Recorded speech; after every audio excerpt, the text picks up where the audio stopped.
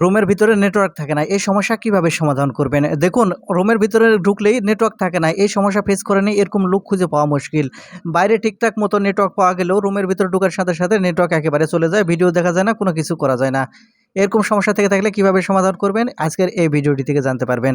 আশা করি সম্পূর্ণ ভিডিও জুড়ে থাকবেন। মূল ভিডিওতে যাওয়ার আগে ছোট্ট একটা রিকোয়েস্ট করবো, শুধু ভিডিওটিতে একটা লাইক দিয়ে ভিডিওটি শেয়ার করে রাখবেন, প্রয়োজনে কাজে আসবে। তাহলে চলুন সম্পূর্ণ ভিডিওটি দেখতে থাকুন। রুমের ভিতরে নেটওয়ার্ক পাচ্ছে না, এই সমস্যা কিভাবে সমাধান করবেন। তো সেজন্য আপনারা সর্বপ্রথম যে কাজটি করবেন, আপনাদের ফোনের সেটিংস আছে, আপনার ফোন থেকে সেটিংস ওপেন করে নেবেন। তাহলে এখান থেকে নেটওয়ার্ক ইন্টারনেট সেটিংস দেখতে পাবেন, অথবা কানেকশন সেটিংস আপনার ফোনে থাকতে পারে, যেটাই থাকে ওপেন করবেন। ওপেন করলে সিম কার্ড অ্যান্ড মোবাইল নেটওয়ার্ক এই অপশানটি ওপেন দেখতে পাবেন, এই অপশানটি ওপেন করবেন। তাহলে নিচের দিকে বা উপরের দিকে আপনার সিম 1 বা সিম 2 যেটাই থাক, এখান থেকে আপনারা সিম 1 বা সিম 2 যেটাই ওপেন করবেন।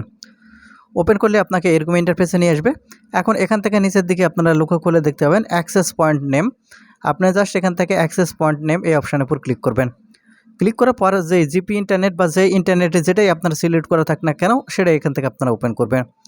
করার পর একটু স্ক্রল করে এখান থেকে নিচের দিকে চলে আসবেন। আসার পর এখান থেকে আপনারা সার্ভার অপশানটি এখান থেকে আপনারা খুঁজে বের করবেন। যেখানেই থাক আপনার ফোনের সার্ভার অপশানটি এখান থেকে আপনি খুঁজে বের করবেন। এখন এখান থেকে আপনি যখন এখান থেকে সার্ভার অপশানটি খুঁজে পাবেন, তারপরে এখান থেকে আপনি এই সার্ভার এই অপশানটি ওপেন করবেন। এখানে আপনাকে কাজ করতে হবে। সেজন্য যখন এখান থেকে সার্ভার অপশানটি খুঁজে পাবেন, তারপরে এখান থেকে আপনি এই সার্ভার এই অপশানটি ওপেন করবেন।